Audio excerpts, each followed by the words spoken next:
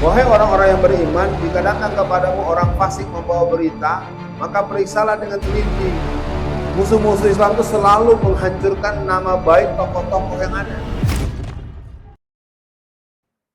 Senantiasa benar-benar meneliti dalam segala urusan dan tidak mengambil prinsip berdasarkan isu-isu. Ya, jadi sebagai pegangan buat semua jamaah, kita berbincang soal jihad. Jihad tidak boleh dikotori. Dasar jihad cuma dua, iman dan ilmu. Jangan karena Iwan gak suka sama saya, lu bikin pasukan jihad biar Ustaz Alfian digebukin, gak boleh. Jihad gak ada kepentingan pribadi, jihad kepentingannya adalah menegakkan kalimat Allah. Kita ingatkan ketika sahabat Nabi Ali bin Abi Thalib, ketika dalam sebuah pertempuran dia sudah menghunus pedangnya kan, hampir dia tebas, taruh di ludahin, mukanya dengan air ludah. Lalu pedangnya dimasukkan dan orang itu didorong sampai jatuh, tapi nggak dibunuh. Ada sahabat lain melihat, wahai Ali, kenapa Anda tadi ketika dalam pertempuran saya lihat hampir saja menebaskan pedangnya ke leher orang itu, lalu kemudian Anda buang. Wahai sahabatku, aku khawatir. Kalau aku tebas juga itu, aku menebasnya gara-gara marah karena diludahi, atau karena saya ingin membunuh karena dia adalah musuh yang harus dibunuh karena perangan demi Islam. Bener juga. Makanya buat jamaah semua ingat, kalau Anda jadi pasukan punya kemampuan berjihad secara kombatan, kemampuan fisik, ahli bela diri, Anda harus bersikap rendah hati dan rendah diri di hadapan teman-teman Anda. Bapak guru silat, bisa kungfu, bisa kungtau, bisa tai chi segala. Bapak kalau di hadapan saya nggak boleh. Oh, saya pukul kamu Alfian. Berarti Bapak salah belajarnya, ya kan? Ruhama ubainahum asyiddau al-kufar. Ya. Kita kalau ahli bela diri, ahli segala macam di hadapan sama mukmin, kita kalau perlu kita kesenggol, kita minggir. Walaupun kita ketabrak dikit, ya udah. Itu penting. Itulah yang dimainkan oleh pasukan Hamas Izzuddin Al-Qassam. Ya.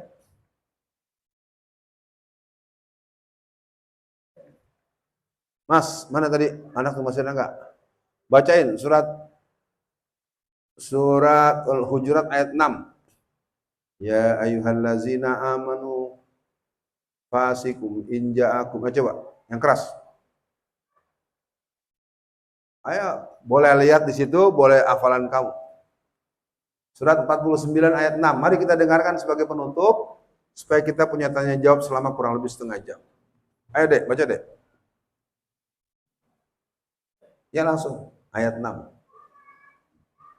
أعوذ بالله من الشيطان الرجيم بسم الله الرحمن الرحيم يا أيها الذين آمنوا إن جاءكم فاسق بنبأ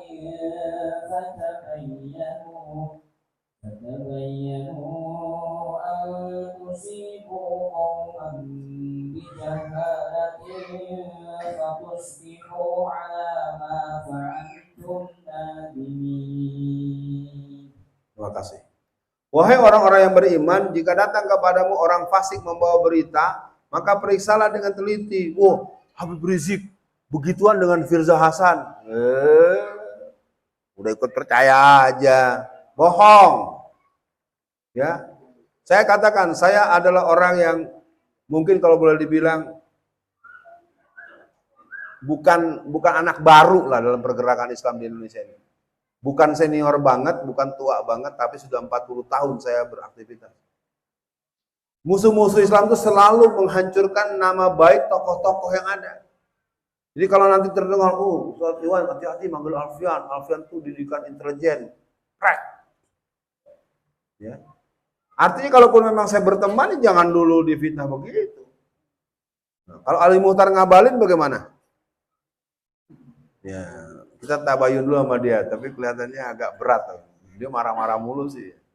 Ali Muhtar teman saya Pak, teman SMA dulu. Aduh Ali. Kita ketemu di akhirat nanti ya. Nggak tahu yang masuk surga dia apa gue ngerti juga. Jangan-jangan gue neraka, tapi nggak kepengen, takut saya. Ya, jadi ini penting ayat ini jadi pegangan buat kita. Karena kita kan kalau dikit-dikit, sekarang kita bertanya, kemana Babe Haikal? Ya, saya mohon teman-teman semua, mari kita sama-sama. Jangan dikit-dikit ada apa-apa, kita langsung. Ya. Udah, kalau yang kita belum jelas, selama apa yang disampaikan di forum-forum yang ada kita, udah ambil ilmunya.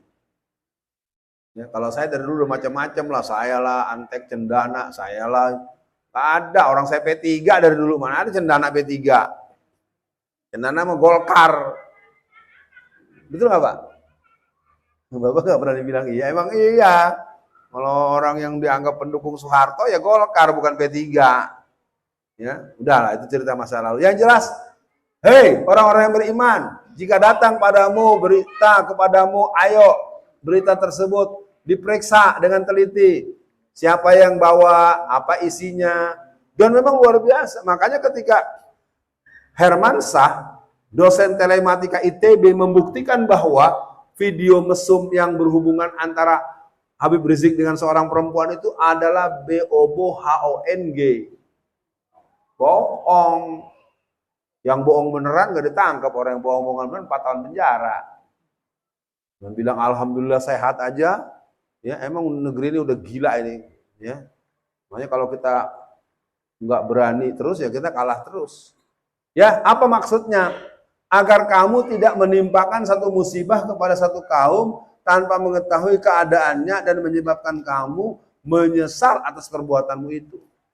Saya di penjara vonis 4 tahun. Kesimpulan saya, orang yang masuk penjara itu paling top itu hanya 30%. Yang lain tuh yang dijebak-jebak begini. Kesian kalau saya di dalam penjara tuh ngobrol-ngobrol, nggak tahu apa-apa dituduh membunuh, nggak tahu apa-apa dituduh memperkosa. Jadi keterlaluan, negeri ini memang sangat penuh dengan kebijakan-kebijakan zalim.